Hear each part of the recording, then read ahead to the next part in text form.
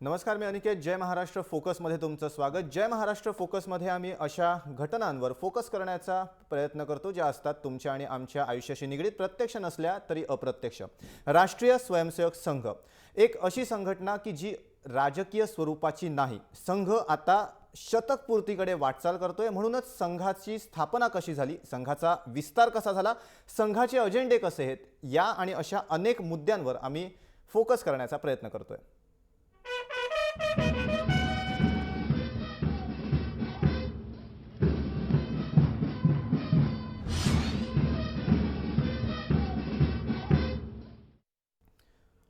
संघाचे छुपे अजेंडे, संघाचे उघड अजेंडे, संघाचं हिंदुत्व, संघाचा गणवेश या आणि अशा अनेक मुद्द्यांवर नेहमीच चर्चा होते, अनेकदा टीकाही होते. म्हणूनच संघाच्या आजवरच्या वाटचालीचा आम्ही आढावा घेण्याचा प्रयत्न केलाय. नमस्ते सदा वत्सले मातृभूमे त्वया हिंदुभूमे सुखं वर्धितोऽहम्. राष्ट्रीय स्वयंसेवक संघ, हिंदुत्व आणि हिंदूंचं संघटन अशा धार्मिक आधारावर स्थापन झालेली संघ ही भारतातली सर्वात मोठी संघटना. स्वातंत्र्योत्तर भारताच्या इतिहासात अराजकीय स्वरूपाची मात्र कायम चर्चेत आणि विवादात राहणारी बहुधा एकमेव संघटना म्हणजे राष्ट्रीय स्वयंसेवक संघ. संघाचे प्रमुख म्हणजे सरसंघचालक. संघाच्या भाजप आणि अखिल भारतीय विद्यार्थी परिषद अशा प्रसिद्ध किंवा वनवासी कल्याण आश्रम, भारतीय मजदूर संघ वगैरे असंख्य अन्य संस्था, संघ भाजपचे उघड आणि छुपे राजकीय संबंध, संघाचं विविध क्षेत्रातलं कार्य, संघाची धार्मिक कट्टरता, देशाच्या धार्मिक ध्रुवीकरणात संघाचा सहभाग, राम मंदिर निर्माण वगैरे ते अगदी नुकताच संघाचा बदललेला गणवेश. संघाभोवतीचं कुतूहलाचं, रहस्याचं आणि वादविवादाचं वलय नेहमीच वाढतं राहिलंय. गणवेश बदलून काळाशी सुसंगत होण्याचा प्रयत्न करणाऱ्या संघानं गेल्या वर्षी विजयादशमीला 90 वर्ष पूर्ण केली आणि आता शतकाच्या दिशेनं संघाची वाटचाल सुरू आहे.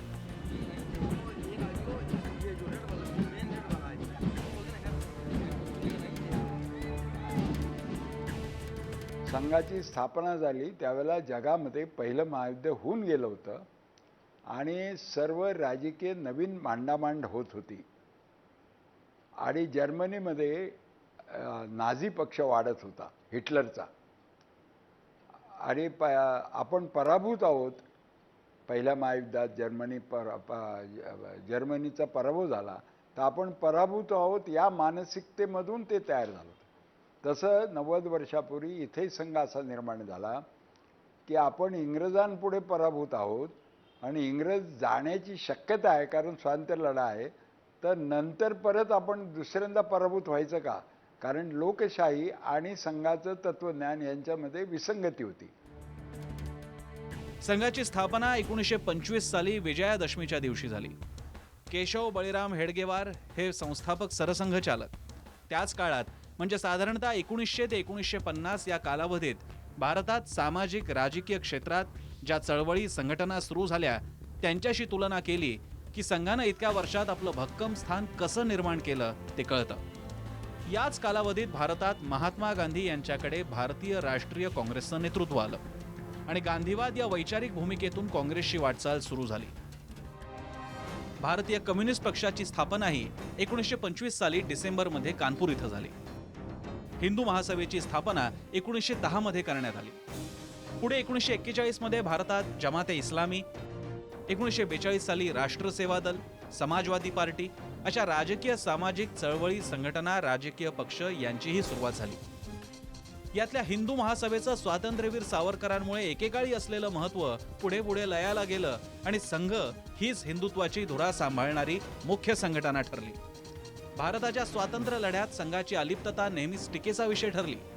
मात्र संघाचा भारतात आणि जगातही बोलबाला सर्वात पहिल्यांदा झाला तो गांधी हत्येनंतर. संघाशी संबंधित असलेल्या नथुराम गोडसे आणि त्याच्या सहकाऱ्यांनी महात्मा गांधींच्या हत्येचा कट रचून तो तडीस नेला. यानंतर तत्कालीन गृहमंत्री वल्लभभाई पटेल यांनी संघावर बंदी आणली. द्वितीय सरसंघचालक माधव गोळवलकर यांनी याला विरोध केला होता. मात्र पंतप्रधान नेहरूंची तर संघावर कायमस्वरूपी बंदी आणण्याचा मानस होता. अर्थात पुराव्याअभावी पटेलांना ही बंदी मागे घ्यावी लागली.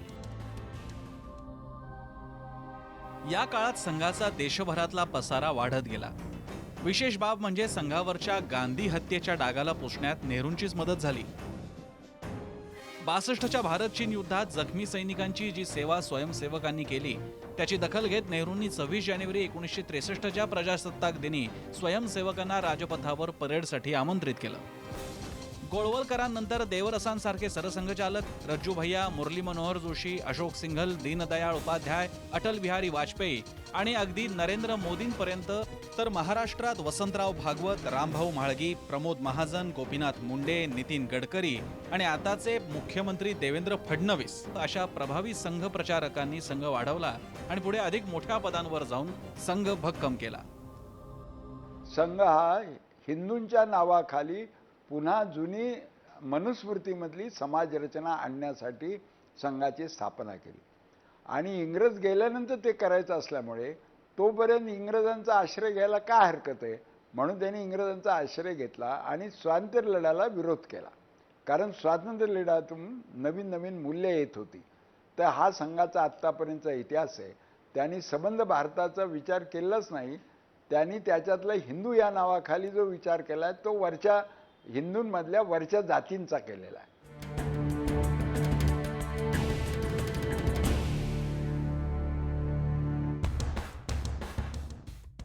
संघ ही राजकीय संघटना नाही. आधीचा जनसंघ आणि आताचा भाजप संघाची शाखा असली तरी त्यावर संघाचं रिमोट कंट्रोल प्रमाणे नियंत्रण नाही असे दावे संघ नेहमीच करतो. मात्र इतिहासाची साक्ष आहे की भाजपचा राजकीय अजेंडा, नेतृत्व आणि वाटचाल संघाचं बोट पकडूनच होते. तत्कालीन पंतप्रधान इंदिरा गांधींच्या राजवटीविरोधात असंतोष धुमसू लागल्यावर जयप्रकाश नारायण यांच्या रूपानं त्या असंतोषाला चेहरा मिळाला. घोषणा होती इंदिरा हटाव देश बचाव. संघानेही या राजकीय आंदोलनात उडी घेतली. संघाचे ज्येष्ठ स्वयंसेवक नानाजी देशमुख आणि 50,000 अन्य स्वयंसेवक या आंदोलनात सहभागी झाले. यावर देखरेख ठेवत होते सरसंघचालक बाळासाहेब देवरस. यामुळे जेपींच्या उदयामागे संघाचा हात असल्याचा आरोपच इंदिरा गांधींनी केला.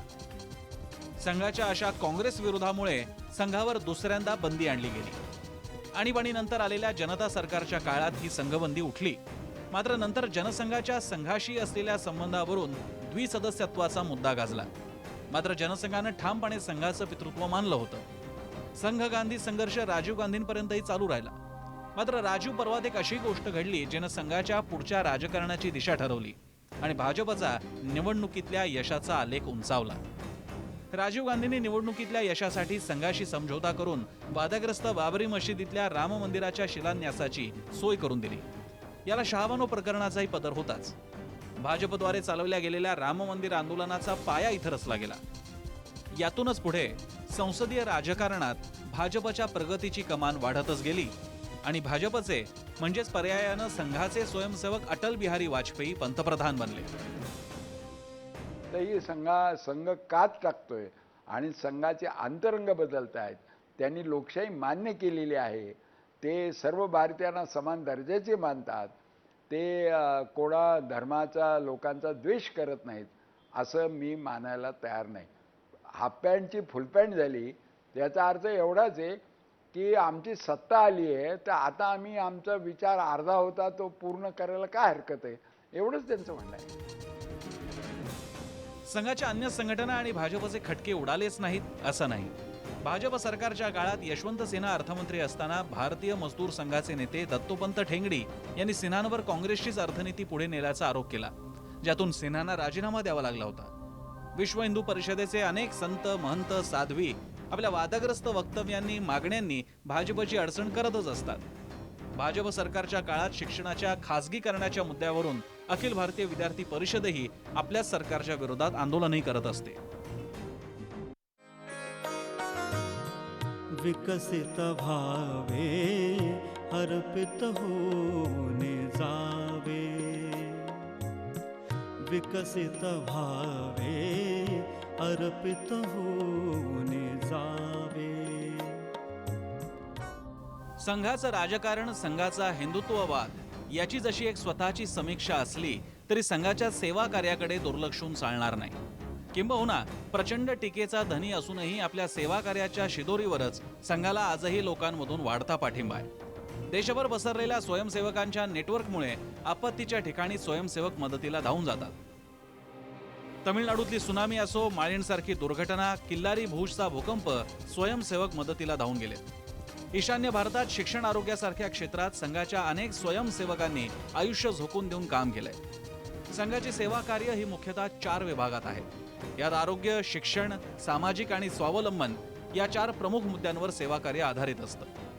याशिवाय आणखी 2 विभाग म्हणजे ग्रामविकास आणि दुसरा गोसेवा.